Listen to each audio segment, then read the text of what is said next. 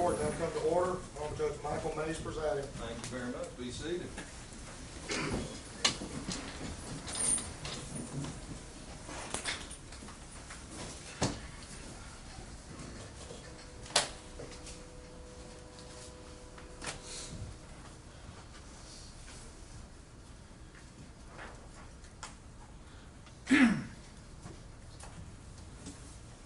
Okay, let the record reflect that State's Counsel, Defense Counsel, Mr. Robbins, and it looks like Mr. McDougall sitting here with us. Good to see everybody.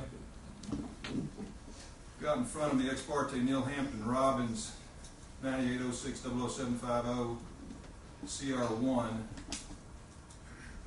and pending before the court is applicants writ of habeas corpus, as well as a supplemental writ that has been filed. And the court has, as counsel know, throughout these proceedings, continue to read the briefing and read the evidence that has been presented to the court. About midway through this case, by request of and with agreement of the parties, the court appointed John Milliton, who's here with us, highly competent and respected attorney experienced in the depositions and handling of medical experts, to participate in the discovery and in the deposition. There was additional discovery after that that's been filed with the court, as well as briefs as recently as last night and this morning, and I appreciate all the hard work and the effort that has been put into this matter by both sides. At this time, I'm going to entertain oral argument. I've advised the counsel I'll give each of them 20 minutes, give or take, depending on where we go. And I think probably the place to start is with applicant, Ms. Watson. And may it please this honorable court. Your Honor, the Court of Criminal Appeals has told us that our criminal justice system makes two promises to any citizen accused of any crime: a fundamentally fair trial and an accurate result. And if the system breaks its promise to the citizen accused, the criminal justice system falls into disrepute. A lot of people didn't know it then, Your Honor, but in this courtroom, 11 years ago, the system broke that promise to Neil Robbins. On a record before this court that has been 11 years in the making, we know now that Dr. Patricia Moore, who was the linchpin in the prosecution's case against Mr. Robbins, who testified in this courtroom almost 11 years ago to the day, that the cause and manner of Tristin Rivet's death was a homicide due to asphyxia chest compression, could no longer walk into this courtroom, take the oath, and testify in that regard. And as a result of that, Your Honor, we believe that this court, based on the record before it, as well as the controlling case law, mandates a recommendation to the Court of Criminal Appeals of a new trial. Your Honor, Winston Churchill said that facts are stubborn things, and whatever our wishes or emotions or passions might be, they can't alter the state of the evidence. And I think the evidence in this case makes clear the following: that at the time Patricia Moore conducted the autopsy on Tristin Rivet in May of 1998, she'd been an associate medical examiner for a little more than 18 months. She was conducting between 400 and 500 autopsies. She acknowledged during her deposition that she had been reprimanded because she had a reputation in that office being a little too biased, a little too quick to pull the trigger in favor of the prosecution.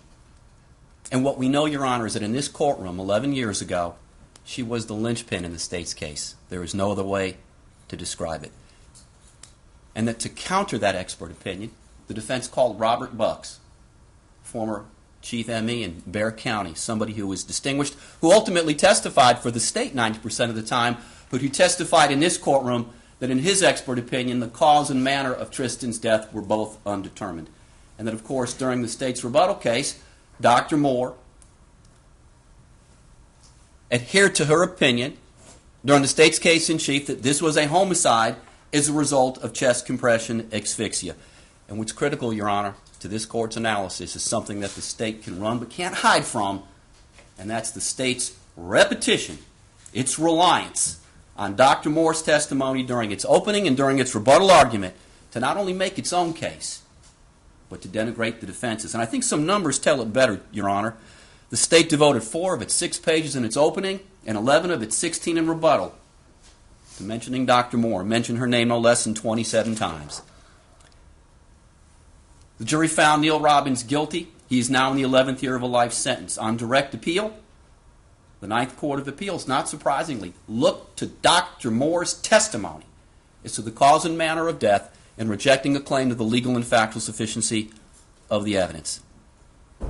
But then some 7 years later, as everyone in this courtroom knows, Dr. Moore was asked to reevaluate, to take a second look at what she had done in this case, and concluded that she could no longer testify, as she had in this courtroom in February of 1999, that the cause and manner of death were homicide and chest compression asphyxia. That reevaluation was signed off on by her then boss, Joy Carter, the current Harris County Medical Examiner, Felix Sanchez, and his Chief Deputy, Dwayne Wolf, who we'll talk about in a minute.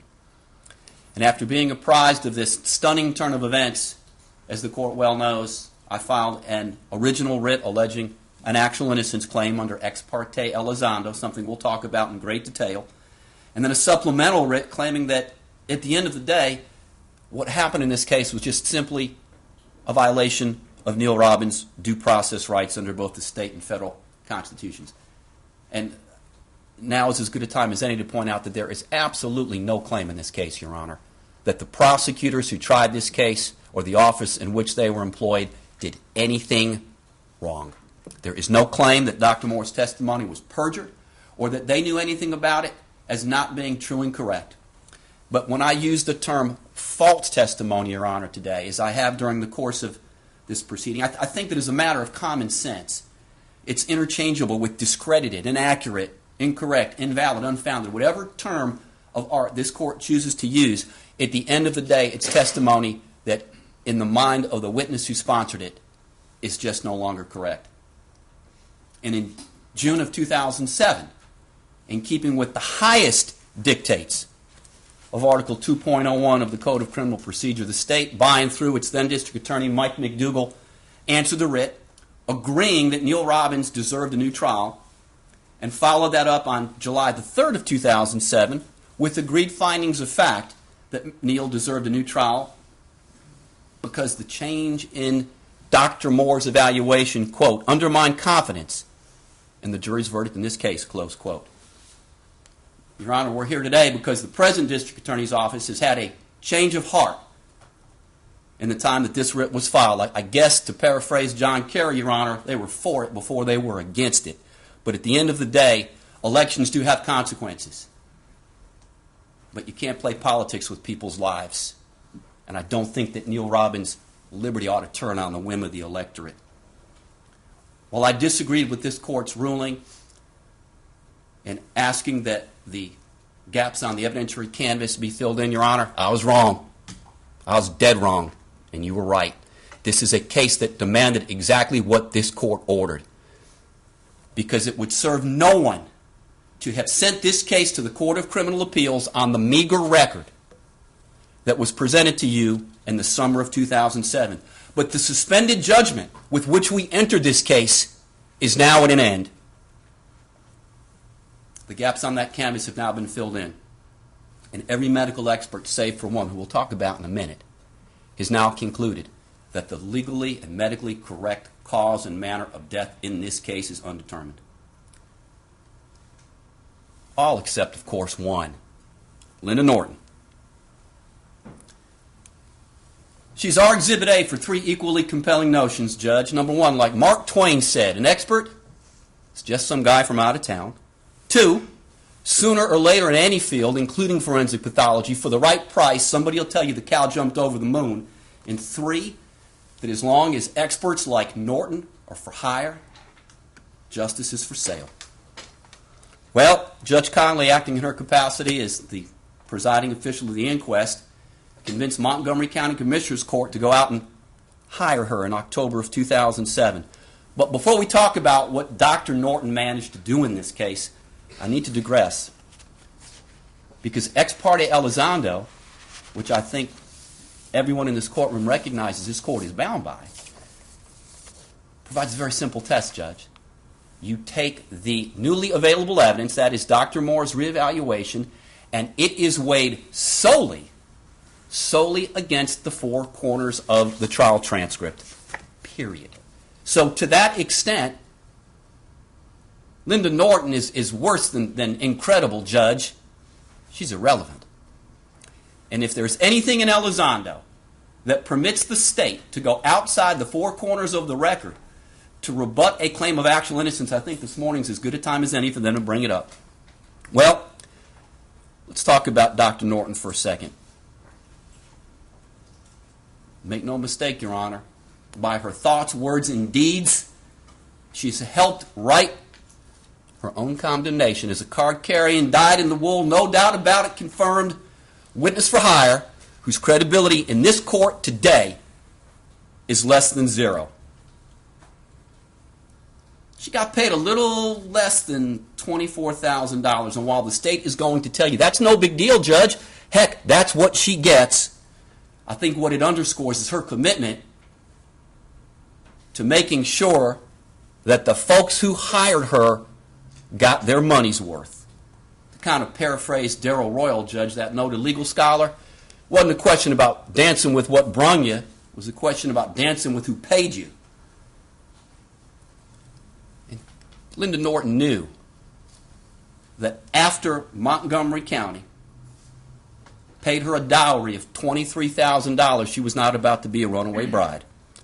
And it's interesting because one of the most compelling exhibits before this court is the screen capture from a website where a prosecutor named John Westbrook from Corsicana said, you know, I know Linda Norton. She's a true witness for hire. She'll say just about anything to help the one with the wallet. And I think the state's going to tell you, Judge, fine, that's one prosecutor out of 1,000. But it's interesting they haven't brought anybody in here to controvert that. The state's going to say, well, so what? She got a big old paycheck. We didn't tell her what to say. Well, if Judge Conley, for whom I have great respect, did her due diligence, you got to know that she knew that she was hiring the right gal. And after she banked that paycheck and that now famous March 2008 phone call, which I know this court has listened to, Dr. Norton said, well, Dr. Moore got it right, but for the wrong reason. It was a homicide, but it wasn't chest compression. It was suffocation.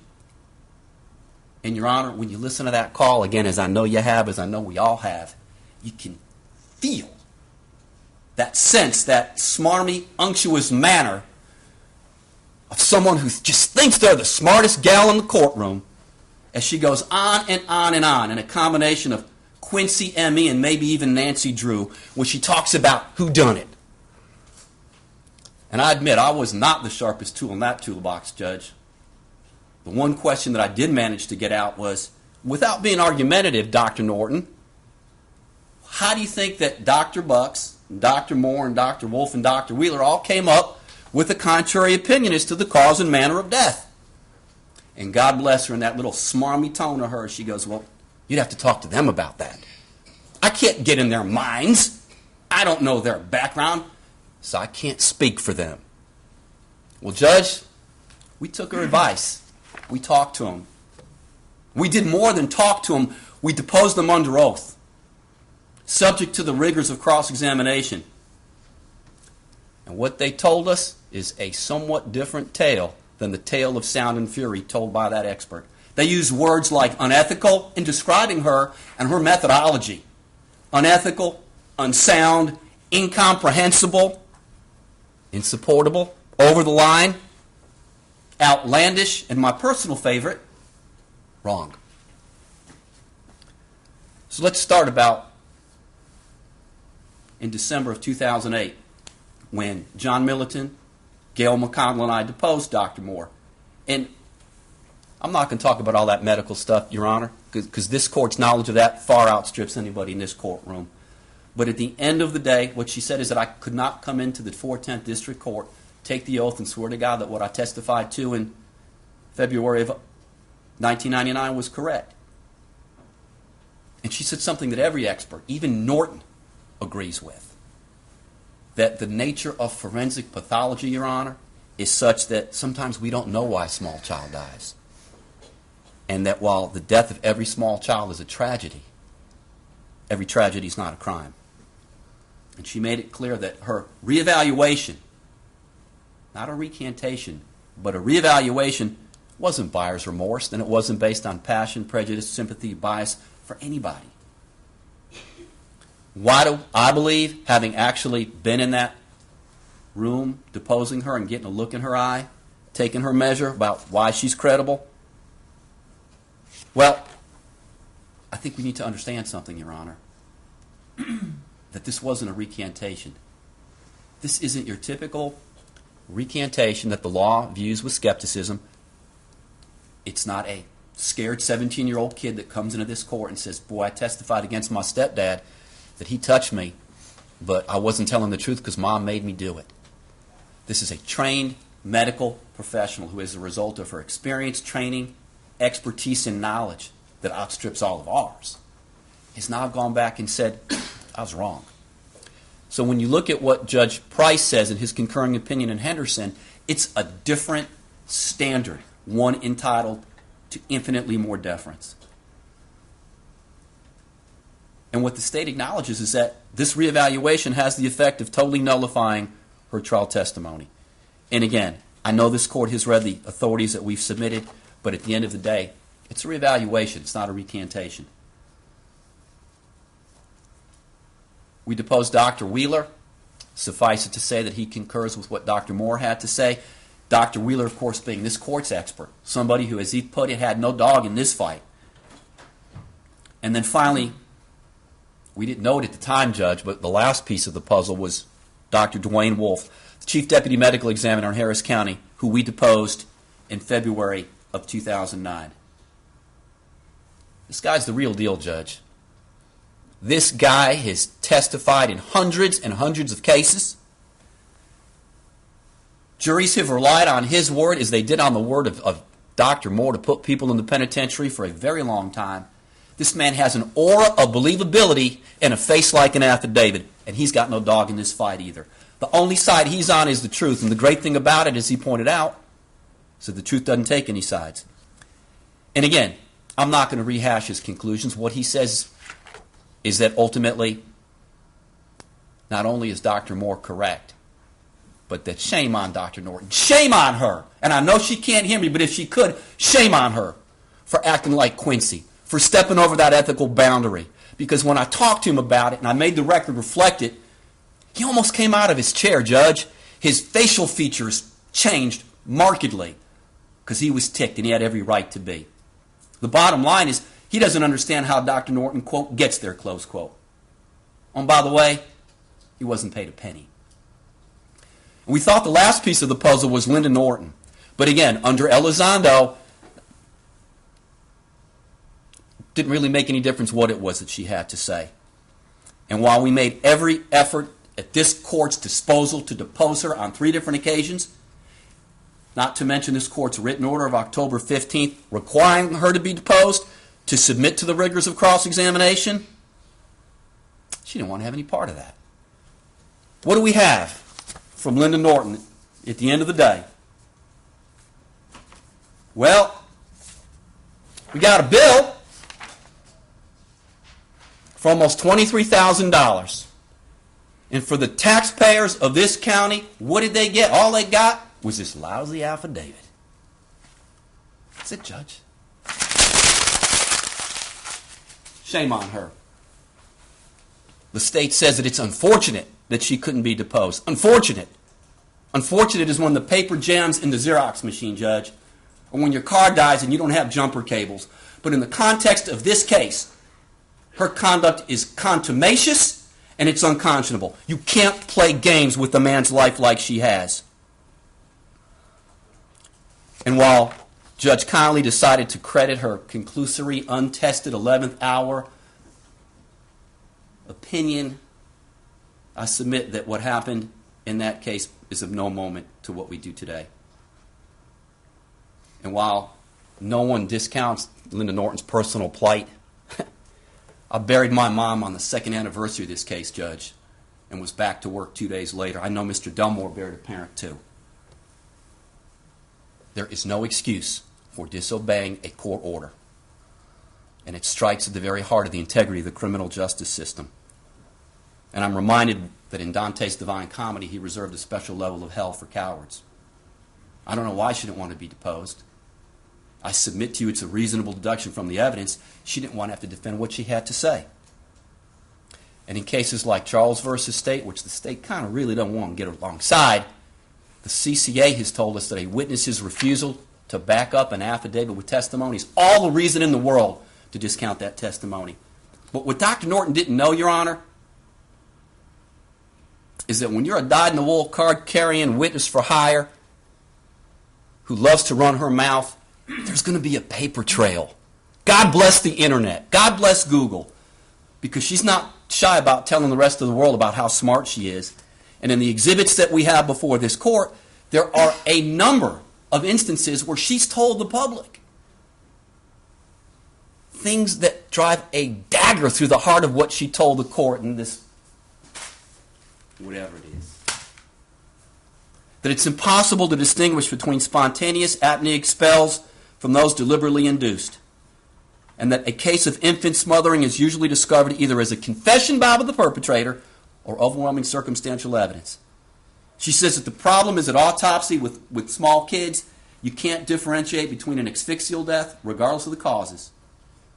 She said that the vast majority of unexplained deaths are likely accidental suffocations. She says when you're talking about CPR on a child, you're talking about 100 compressions a minute on a body that's fragile to begin with. And one of my personal favorites is that she described the fellow ME as, quote, not being malicious, but that doesn't make his opinion any less a mistake. He was testifying out of pure ignorance. Well, with all due respect, that's pretty much what Dr. Moore, Dr. Wheeler, and Dr. Wolf have to say about her. That's 20 minutes, counsel, but I'm not trying. And I apologize, Judge. Fine, no problem. Let's talk about the law for a sec. Habeas corpus exists to prevent the conviction of those who suffer a just flat-out lack of fundamental fairness. Not to mention that the incarceration of those who are actually innocent offends due process. We've talked about Elizondo, Judge. Elizondo's simple. You are limited to weighing Dr. Moore's reevaluation against the four corners of the trial testimony, period. And so again, in addition to not being credible, Dr. Norton's irrelevant.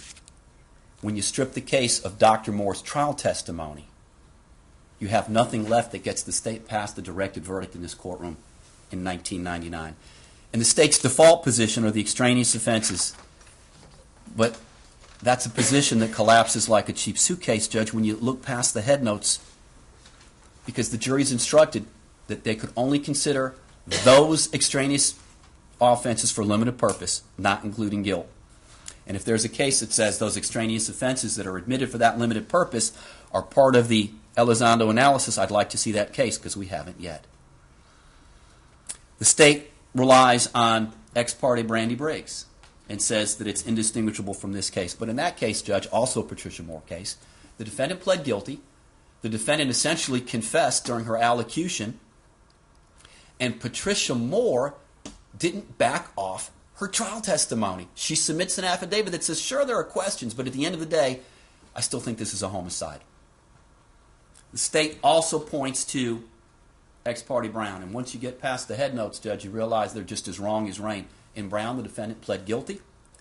He raised an actual innocence claim in a motion for new trial based on a recantation and attached those identical affidavits to his writ, the ones that the trial judge found patently unbelievable. And unlike this case, the claim of actual innocence was raised and rejected. And one thing, I think it's disingenuous to claim, as the state does, that this is not newly available evidence, that somehow it was within my purview to drag Dr. Moore in and kind of beat that reevaluation out of her. I know this court knows that's not true. But more importantly, getting back to Brown, you had a finding that the recantation was just flat out unbelievable. That's not what this court is presented with in this case. So I think that the actual innocence claim is one alone that merits the granting and the recommendation of a new trial. Finally, Judge, the due process claim. And that's what this case is about. what's right, what's fair, what's just. And I think that due process is as broad a remedy as it can be to combat the mischief that it's designed to prevent. So when the state gets up and says that, well, that due process claim that Mr. Weiss raised is kind of wide of the mark, if I'm wrong, shame on me, Judge. Shame on me. The state says that the jury kind of had the chance to reevaluate Dr. Moore's reevaluation in this courtroom back in February 1999. And they cite a case called Alexander. That's a case where a police officer is a little bit wrong about something. His opinion is later contradicted by a medical expert. Well, sure. In the crucible of that trial, the jury was able to make that determination. When and where has the jury that sat in that box in 1999 ever had the chance to reweigh this evidence? Never. And it's our position, Judge, that Yates stands for the proposition that due process, fundamental fairness, precludes the conviction of someone based on evidence that's material. And I don't think there's any question that Dr. Moore's evidence is material on evidence that's later found to be unfounded. And the state claims that Dr. Moore's reevaluation is, quote, a good faith mistake on the part of a witness. Well, if this is a DWI case, Judge, maybe that makes sense. But in the context of this case, I think it's wide of the mark. And obviously we know that a due process claim such as this is subject to a harmless error analysis. The cases we've cited in our brief, which the state doesn't really talk about, essentially say all of those factors under Harris versus State certainly fall on our side of the ledger. Make no mistake, Your Honor, fairness in the context of due process is not weakness. Fundamental fairness, the sense of fair play and a level playing field that is it's just ingrained in us. It's in our DNA as citizens of this county, in this state, in this country, leaves this court just one conclusion, that what happened here wasn't fair, wasn't right, and wasn't just. Patricia Moore knew it. Thomas Wheeler knew it. Felix Sanchez knew it. Joy Carter knew it. Mike McDougall knew it. And when you sign your order recommending a new trial for Neil Robbins, you won't be telling the state anything it didn't already know.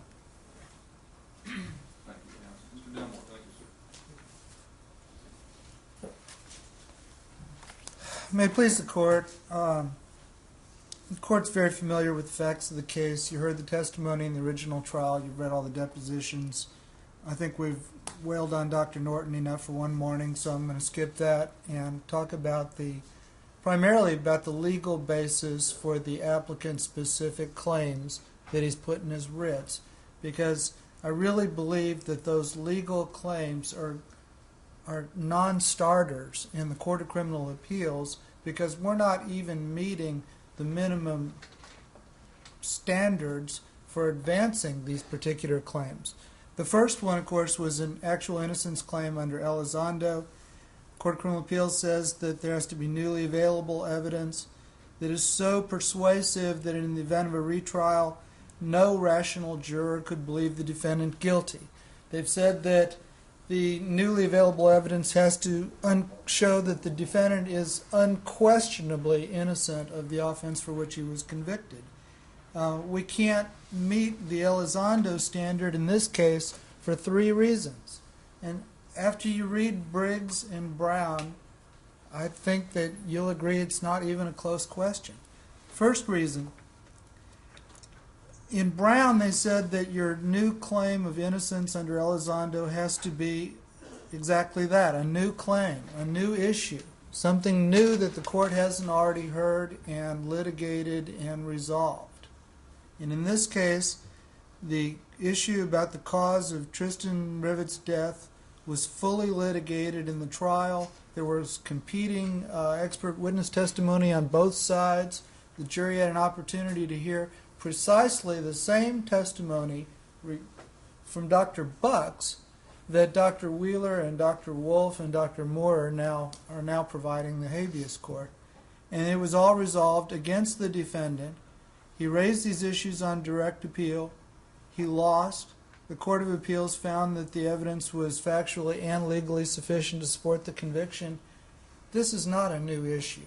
We are relitigating the same issue.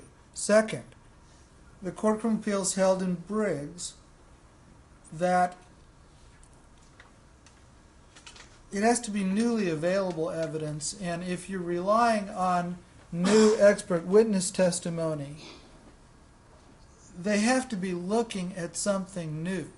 You can't just shop the same existing medical records around to new experts and have them come up with more opinions and say that that's newly available evidence. It was always available in Briggs because the records that showed that the child died from natural causes always existed. They existed at the time of trial, so these experts' testimony wasn't newly available in the writ proceeding. The exact same thing happened here. All of the expert testimony that Mr. Milliton and the counsel for the state and the applicant have been obtaining in depositions is all based on the same autopsy report that was available at the time of trial. Nothing has changed. That autopsy report was described by Dr. Wheeler as thorough and well documented, and there's never been any complaints about the adequacy of the physical examination of the body performed by Dr. Moore. She did a good job of autopsying the decedent. We're now taking that existing report and the slides and the photographs that were obtained at that time, and we're just shopping them around to more experts. And we're getting more and more opinions, but that's not newly available evidence. It's the same evidence that was available at the time of trial. And obviously it was available because Dr. Bucks used the same autopsy report to provide the exact same opinion that Dr. Wheeler and Dr. Wolf have provided during the habeas proceeding. It's not newly available evidence. It's not a new claim. And finally, it doesn't unquestionably establish the defendant's guilt. In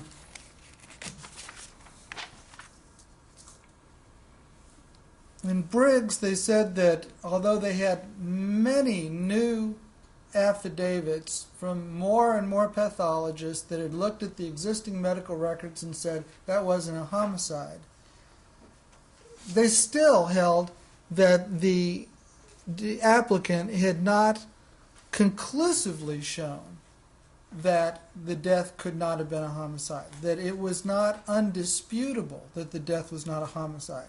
In this case, it is disputable as to whether or not this death is a homicide. For one thing, none of these experts, and I think if you only come away from this argument with one thought from me, it would be this. None of these experts have said that that child died of any particular cause. None of them are identifying some new medical problem, whether it was malaria or some heart defect, and said the child died because they had a heart defect. She had a heart defect. No one has been able to do that. All they've been able to do is say that it's really not enough evidence in the record for me to decide. I don't know what the child died from. None of them were able to rule out the fact that it could have been a homicide and it could have been a death by intentional asphyxiation. So they're not even saying that Dr. Moore's trial testimony was necessarily wrong. They're just saying that she didn't have enough evidence to support the theory, and that's a long ways from saying that she was wrong to the point where it's indisputable. And another reason that it's not indisputable is that Dr. Norton does dispute it. And by God, I wish we'd been able to obtain Dr. Norton's deposition, and we tried, and I think you know how hard we tried, and we didn't. But the fact remains that she has sworn under oath to this court in competent affidavit evidence, which is competent in a habeas proceeding, that she believes that the death was a homicide and that the cause of death was an intentional asphyxiation. So, is the new medical evidence indisputable? Well, no, because Dr. Norton disputes it. Is it indisputable to the point where nobody could disagree with it? Well, we know that's not true because Judge Connolly heard all this evidence a couple of weeks ago, and she found that the death was a homicide resulting from asphyxiation. And we believe that Judge Connolly is a rational person, a rational finder of fact. So I just don't see how the Court of Criminal Appeals could ever get to the point where they'd say that these new experts saying, I don't know if there was enough evidence to support those conclusions, is going to be indisputable evidence that this child died from some other cause that we've never even identified. That's just not going to happen, and this Elizondo actual innocence claim is going to fail in the Court of Criminal Appeals, and we would ask that the court's recommendations kind of lead in that direction. Mr. Weiss has argued that, one other thing I want to mention real quickly. Even if there was no medical evidence, Judge, you heard the trial of this case, there was plenty of non-medical evidence that suggested this death was a homicide. And that evidence is going to be available in the event of any retrial, and we're going to hear it all over again. And of greatest significance was the fact that on 3 different occasions, that child was injured, seriously injured, when left in Neil Robbins' custody. And he admitted at the trial that he was responsible for those injuries and only denied that he was intentionally inflicting them. Mr. Weiss, in his earlier pleadings in this case, talked about the doctrine of chances, and I think he might have even invoked that old line about once is happenstance, twice is coincidence, and third is enemy action. I think it was from a James Bond movie. In this case, we have proof 4 times over that that child gets injured when Neil Robbins takes care of her, and every time it happens, it becomes a little less likely it was an accident. First couple times, maybe, third time, no, and the 4th time when a healthy child just turns up dead for no apparent reason, pretty unlikely that Neil Robbins didn't have anything to do with it. So we've got that evidence supporting Dr. Norton's opinion that the death was a homicide. Brian, Mr. Weiss doesn't want you to consider the extraneous offense evidence, but it was offered to show the intent of the defendant, the absence of any accident, that it was not an accidental death, and to demonstrate the relationship of the decedent and the defendant, which are all considerations that go to the defendant's guilt. So certainly you can consider that. He doesn't want you to consider Dr. Norton's testimony at all because he says that under Elizondo and Brown, you only compare the new evidence of innocence against the existing trial record. But I don't think that when the court is talking about the new evidence, they're suggesting that you take one tiny little exculpatory fact and consider it in isolation. They're saying that you consider all of the new evidence that's developed during the habeas proceeding, and if that new evidence was to be introduced in a new trial, along with the existing record, what would the outcome be? And I think you can see that in the recantation cases, and there's a bunch of them where, the child testifies at trial that so-and-so committed an offense. Then in the habeas proceeding, the child recants and says, I was put up to this.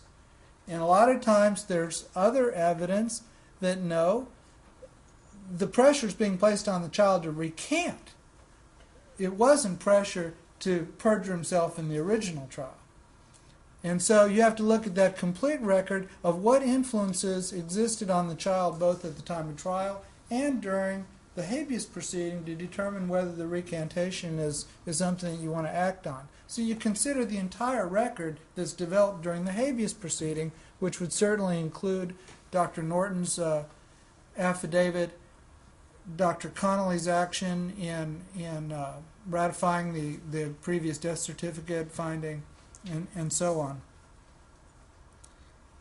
I don't think the Court of Criminal Appeals is going to find that there's indisputable evidence of innocence in this case. With regard to the due process claim, the first issue obviously is, was the due process clause even invoked in the supplemental writ? We've said it is not. The words due process do not appear in the supplemental writ. Mr. Weiss is probably one of the best appellate lawyers in the state. He knows what the due process clause is, and if he wants to invoke it, he knows how to do it. Why would he not invoke it? Well, at the time that supplemental writ was filed, The due process case law basically required the state to knowingly use perjury or fail to correct perjury. And that was as far as they'd gotten. So there wasn't much there in a due process argument. So instead he tried to create a different argument under a different constitutional theory that lacks any support in the case law, that lacks any precedent to support it. And so I think you've got to first look at what constitutional provision are we even talking about. If you were to find that due process has somehow been raised in this case, despite it not being mentioned in the writ application, the Court of Criminal Appeals has expanded this line of cases a little bit from where it used to be, where the state had to knowingly use perjured testimony. And now they're saying, well, it's really not much different if the conviction is based on perjury, even if the state isn't aware at the time that there's perjury occurring. The effect is pretty much the same. We will expand this line of cases to allow for habeas relief if it's shown that the conviction is based on perjury.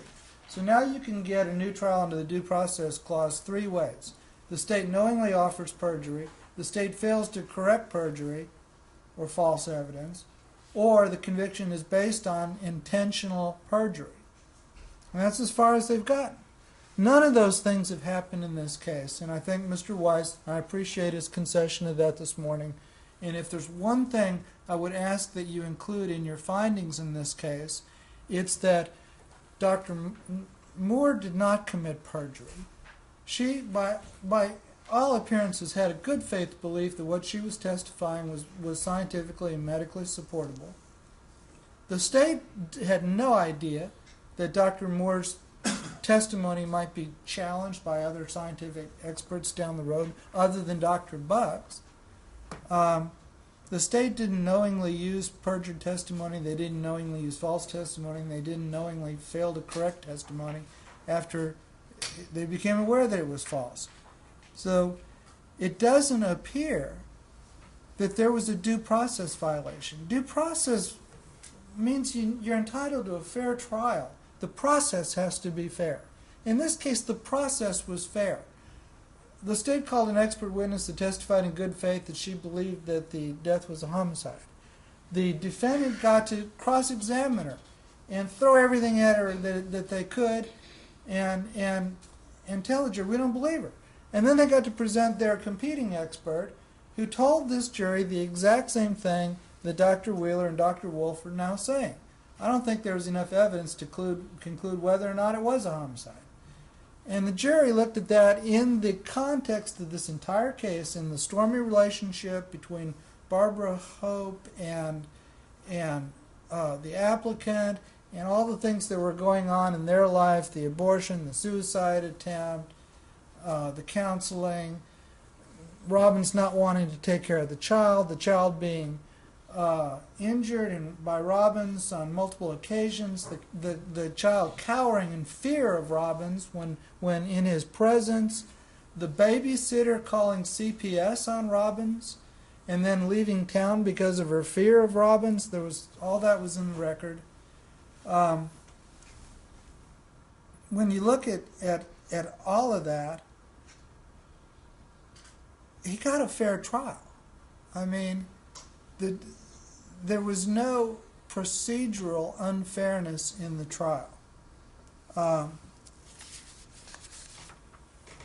Even if a good faith mistake could be a due process violation, a due process mistake by a witness, which I am very skeptical of, and I don't think there's really much of any case law to support that. Actually, this record doesn't even show, at this point, by any indisputable proof, that it was wrong, that her opinion was wrong. Again, none of the experts have testified that child died from malaria, or that child died from a heart defect, and you can look at these charts right here, and there it is. There's the heart defect that killed this child.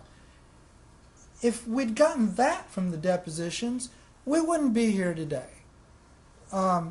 we would have agreed to findings and made sure that the applicant was released on bail, and we would have agreed to the habeas relief. But it didn't happen that way. None of them yet have said the child died from some cause other than homicide. So basically, all we've gotten under the due process clause is a witness offered an opinion. Another witness offered a competing opinion at the trial. Various experts have taken different sides, assuming that Dr. Norton's affidavit is going to be considered. And we don't really know whether the opinion was correct or not. And that just doesn't sound like a due process violation. It's hard to believe that a violation of due process is established by evidence that an expert opinion may have been correct or it may have been incorrect. We're just not sure. Robbins got a substantially fair trial. There was no due process violation because nobody testified, knowingly offered any false testimony. So if he gets relief, it's going to have to be under Elizondo and the actual innocence standard, which we don't believe you can make. Judge, if you have any questions, I'd be glad to stand up here as long as I can answer them. But a lot of it is consistent with the briefing and all. I know. I think that's all I have, Your Honor. We would ask that you adopt and approve the proposed findings of fact that have been submitted by the state and recommend to the Court of Criminal Appeals that relief be denied. Thank you. Your Honor, man goes to the court for a brief rebuttal. And again, may it please this honorable court.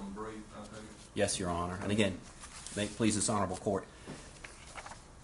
On page 10 of the agreed fact findings filed by Brian Weiss and Mike McDougall, the state agreed that applicant was denied a fundamentally fair trial and an accurate result in violation of the Due Process Clause as guaranteed by the 6th and 14th Amendments to the United States Constitution and Article 1, Section 10 of the Texas Constitution. I submit that the due process claim is clearly before this court. And if if patriotism is the last refuge of a scoundrel, error preservation is the last vestige of a prosecutor who's getting beat on the merits. This claim is squarely before this court. The three reasons that Mr. Delmore claims our actual innocence claim fails are belied by the record and by the case law. And again, I don't want to put too fine a point on this, Judge, but what Judge Myers makes clear for the majority in Elizondo is, quote, because in evaluating a habeas corpus claim that newly discovered or newly available evidence proves the applicant to be innocent of the crime for which he was convicted, our task is to assess the probable impact of the newly available evidence, referring to the applicant's newly available evidence, not the state's, upon the persuasiveness of the state's case as a whole. We must necessarily weigh such exculpatory evidence, not your throwdown expert, against the evidence of guilt adduced at trial. So this notion of Dr. Norton, again, is of little moment. She's not in this war, Judge. She's got nothing to do with this. Because you can't get past the clear import of what the court makes clear in Elizondo. The evidence is clearly newly available. Unlike the child's pre-existing medical condition in Briggs, we had no way of knowing that 7 years later Dr. Moore was going to be asked to take a second look and then ultimately come up with different conclusions. It's a new claim. This is not the legal sufficiency or factual sufficiency challenge that we raised and lost on in the Beaumont Court of Appeals. It's an actual innocence and due process claim. And this notion, Judge, that this record fails to show indisputably that Tristin's death wasn't a homicide, I think is a smokescreen. Why? Because it was the state's burden in this courtroom 11 years ago, through their expert, to show that her death was a homicide as a result of chest compression asphyxia. If the experts can't decide now, based on what they know, how could the fact finder in this courtroom have decided absent Dr. Moore's testimony? The short answer is they couldn't. You know, this notion, and again, with all due respect to Judge Conley, I was at that alleged hearing a couple of weeks ago. That wasn't a hearing. It was just, come on, let's talk and maybe give you some case law. There were no witnesses called. There were no arguments made. And if I lose this case based on what the taxpayers paid Dr. Norton to make sure that that runaway bride got her dowry, then I never had a shot in the first place, Judge. What happened with that death certificate, again, is not the criminal justice system's finest hour. Due process is simple, Judge. It's what's right. It's what's fair. It's what's just. You can't retry the case on the merits like Mr. Delmore just tried on habeas. Elizondo says you can't. The Court of Criminal Appeals says you shouldn't.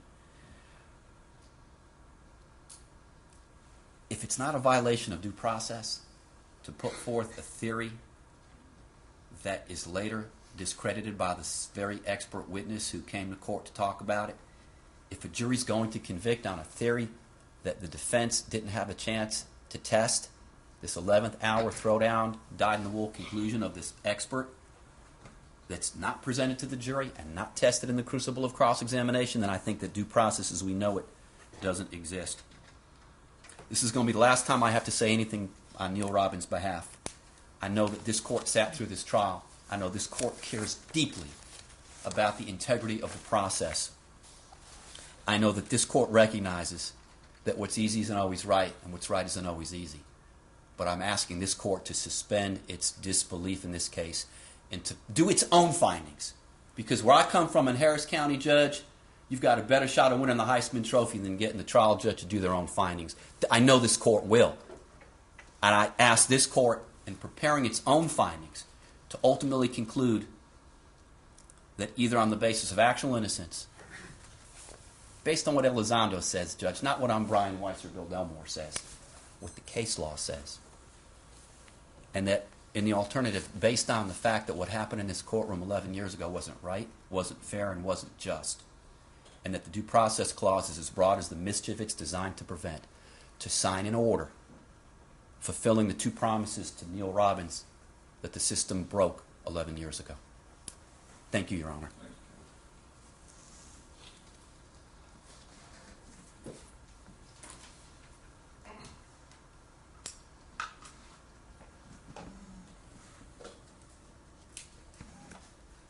The parties have joined several issues that are difficult issues, legally and factually.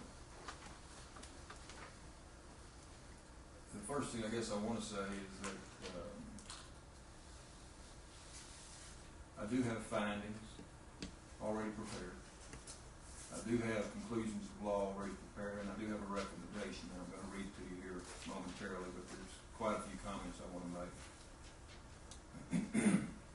The first comment is that I don't want us to lose sight of a 17-month-old girl that lost her life, and I'm very sensitive to that. She would be a teenager right about now, and that's sad to all of us. The court is required to make determinations based upon the law and the facts, and the recommendation in order that I have is 29 pages in length. It agrees with some of what the state says. It agrees with some of what the applicant says. I think the appropriate thing for me to do, instead of just ramble, is to read to you 15 or 20 of the matters that I've found, and at the conclusion you'll understand why I got to where I got to. Any person finally convicted in a fair trial cannot wage a collateral attack without making an exceedingly persuasive case that he's actually innocent. In appropriate cases, the comity and finality that inform the concepts of cause and prejudice must yield to the imperative of correcting a fundamentally unjust incarceration. The purpose of criminal proceedings in the first instance is to separate the guilty from the innocent. An applicant in a writ, however, must prove his innocence not just raise doubt about his guilt. The newly presented evidence in a habeas proceeding may call into question the credibility of witnesses presented at trial. And that certainly was an issue here, and probably the underlying reason that I requested Mr. Milliton to assist us. A bare innocence claim, Elizondo, must convince this court that the new facts unquestionably establish the applicant's innocence, it being clear that an applicant must offer evidence that goes towards affirmatively proving applicant's innocence. An Elizondo claim, as the counsel pointed out, must show by clear and convincing evidence, and that is the burden, clear and convincing evidence that no reasonable juror would have convicted him in light of the new evidence. I'm going to refer to a case that no lawyer cited, but it's just all over the map on this one because of its underlying rationale and the way that it allows an applicant in a subsequent writ to argue due process. And it's called the Schlupp case, Schlupp versus Delo. Counsel are very aware of it. And I think it is, while not directly on point because it's a procedural case, it also outlines the burdens upon an applicant in that setting to get before the court constitutional arguments, and that's really the underlying basis of the due process claim that we're going to talk about. But a Schlupp type claim of innocence does not provide a basis for relief, but it's tied to a constitutional error at trial. A Schlupp type claim must convince the court that the new constitutional error probably resulted in the conviction of one who was actually innocent. A Schlupp type petitioner must show that it's more likely than not that no reasonable juror would have convicted him in light of the new evidence. On the argument of how much evidence and whether or not Norton and some of the outside additional evidence can be considered by the court finds that the habeas court is not bound by the rules of admissibility that would govern at trial. The emphasis on actual innocence allows the reviewing court to consider the probative force of relevant evidence that was either excluded or unavailable at trial. The court must make its determination concerning the petitioner's innocence in light of all the evidence, including that alleged to have been illegally admitted and the evidence tentatively claimed to have been excluded or to have become available only after trial. Again, Mr. Milliton assisted us in securing the evidence that assists the court in reaching these conclusions. Now, important. The prohibitions of the 14th Amendment refer to all the instrumentalities of the state, to its legislative, executive, and judicial authorities, and therefore whoever, by virtue of public position under a state government, deprives another of any right protected by that amendment against deprivation by the state, violates the constitutional inhibition. And as he acts in the name and for the state and is clothed with the state's power, his act is that of the state. This must be so, or the constitutional prohibition has no meaning, and the state has clothed one of its agents with power to annul or evade it. With respect to the applications, the court does consider and find that the applicant's supplemental writ to assert claims of an unfair trial under the 6th Amendment and also a violation of due process under the 14th Amendment.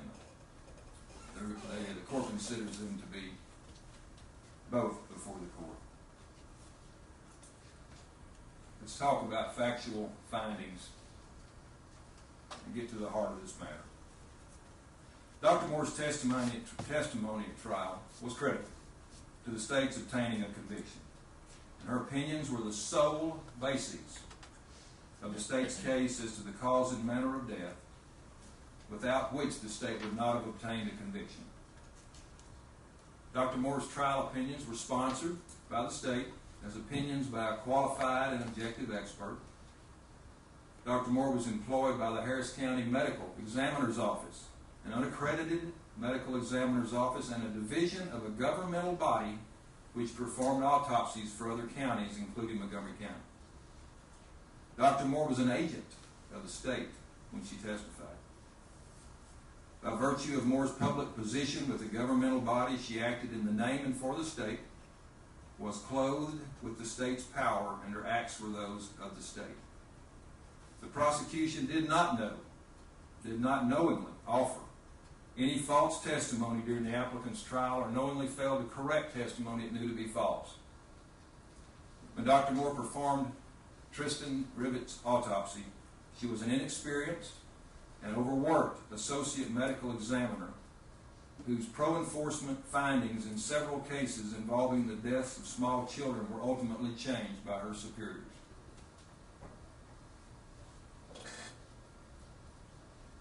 Dr. Moore was not competent at the time of trial to offer objective and pathologically sound opinions as to cause and manner of death in this case.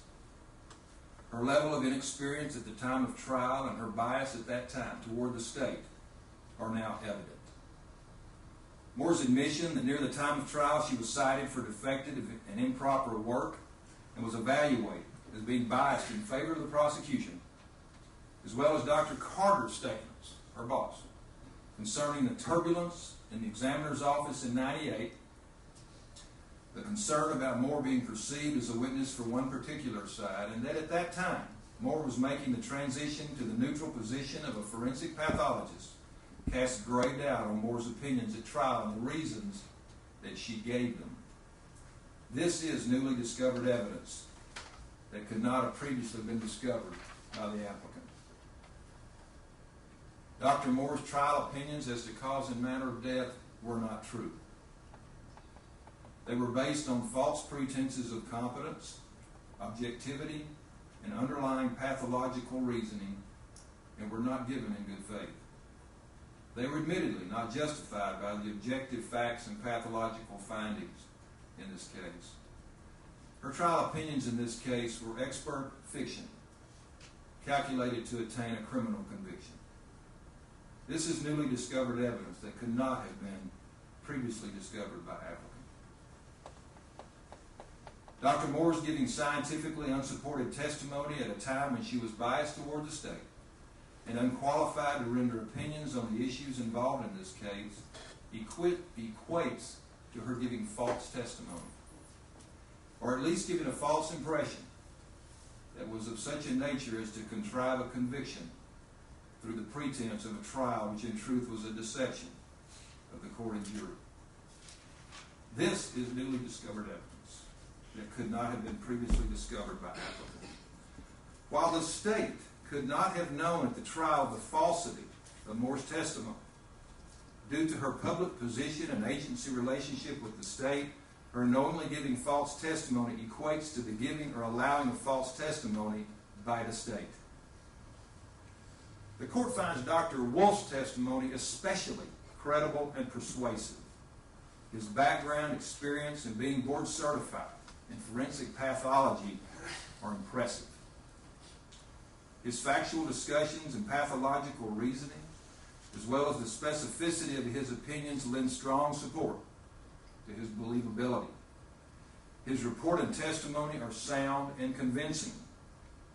His willingness to reopen a case from a decade ago, to acknowledge contrary opinion, for example, the unwillingness to rule out suffocation asphyxia, and to seek an exhaustive peer review with Dr. Sanchez, are compelling evidence of his truthful and objective approach to scientific answers. As a result, his opinions as to the cause and manner of death are potent and compelling support for applicant's position. Dr. Carter's original opinion, by signing off on the original autopsy report, was not true. This is newly discovered evidence that could not have been previously discovered by applicant. The court finds Dr. Norton's opinions credible and believable. Norton's extensive background and experience, as well as her ability to state specific underlying factual and pathological reasons for her opinions, are indicative of trustworthiness. On the other hand, her inability to present herself for a deposition and to be subjected to cross-examination lends support to the argument that her credibility and opinions as to cause and manner should be viewed as lacking the test of direct challenge. As a result, Dr. Norton's opinions must be kept at arm's length when being reviewed under the standards imposed on this court in habeas proceedings. No expert can exclude applicant as the perpetrator if it is a homicide and no expert has excluded homicide as the manner of death. No expert supports the original trial opinion, however, of asphyxia by compression. There is expert testimony and non-medical evidence in the records of the trial and the habeas corpus proceedings from which a rational trier of fact could find beyond a reasonable doubt that the death of Tristin Rivet was either a homicide or was not a homicide. Dr. Norton's opinion of asphyxia by suffocation was not the theory presented by the state at trial. The only expert, Dr. Norton, to currently opine that the cause and manner of death was a homicide, asphyxia by suffocation, cannot, beyond a reasonable doubt, conclude that the applicant was the actor or that the applicant's mother was not the actor.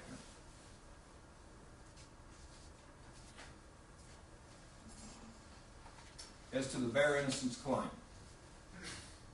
the applicant has failed to prove by clear and convincing evidence that any newly discovered or newly available evidence would result in his acquittal if presented to and considered by an impartial finder of fact on the issue of applicant's guilt. The applicant has failed to prove by clear and convincing evidence that no rational juror would find him guilty beyond a reasonable doubt. On the constitutional error claim, the applicant has proved by a preponderance of the evidence, or more likely than not, that based on the newly discovered or newly available evidence, no rational juror could or would find him guilty beyond a reasonable doubt. Applicant has satisfied the Schlupp-type standard to enter the gateway to the constitutional error that allegedly tainted the verdict at trial. In that regard, the applicant has shown by a preponderance of the evidence, or more likely than not, that constitutional error in his trial probably caused a verdict in which there can be little confidence and which is fundamentally unfair. In that regard, the verdict was not obtained by fair and competent evidence, but by admittedly false testimony that was unsupported by objective facts and pathological findings and not based on sufficient expertise or scientific validity. At the time these opinions were sworn to, they were false, or at least gave a false impression, and were of such a nature as to contrive a conviction through the pretense of a trial which in truth was a deception of the court and jury. This is especially true since the trial testimony and opinions were those of an expert witness, not simply a lay witness. And while the state did not commit misconduct in suborning perjury or failing to correct false testimony, the state did, however, unwittingly sponsor an expert who gave this false testimony at trial. This expert was employed by a governmental body in a public position and was an agent of the state, and who in testifying was acting in the name and for the state, clothed with the state's power, making her opinions and acts those of the state. These trial opinions, beyond all doubt, affected the judgment of the jury, caused the conviction of the applicant, and were of such a nature as to violate due process. The state has not proven that the constitutional error was harmless. The applicant has proven, by a preponderance of the evidence, or more likely than not, that his continued deprivation of liberty violates the due process clause of the United States Constitution and the due course of law provision of the Texas Constitution. And to the extent outlined above, the applicant has also shown that he did not receive a fair trial before a fair and impartial jury, guaranteed by the Sixth Amendment to the United States Constitution and Article 1, Section 10 of the Texas Constitution. For these reasons, this court recommends to the Court of Criminal Appeals that the relief hearing requested by applicant be granted, that the conviction in cause number 9806-00750CR be set aside, and that applicant be remanded to the Sheriff of Montgomery County to answer the charges against him. The clerk is ordered to comply with the orders of this court. Ladies and gentlemen, the opinion is lengthy. There was a lot that I said, and there's much more in the opinion. I've asked Vicki to copy about 20 times that opinion that we filed the papers today. Counsel can certainly get a copy. Anybody that's leaving the courtroom would like a copy, Alfred or Vicki will hand it to you. I think that's the easiest way to go about that. And it may well be posted on the website, but that's a decision I haven't made yet. Counsel, I commend you and thank you. And I will look forward to talking with you about anything I can do as we move forward on this proceeding. We're adjourned. All rise.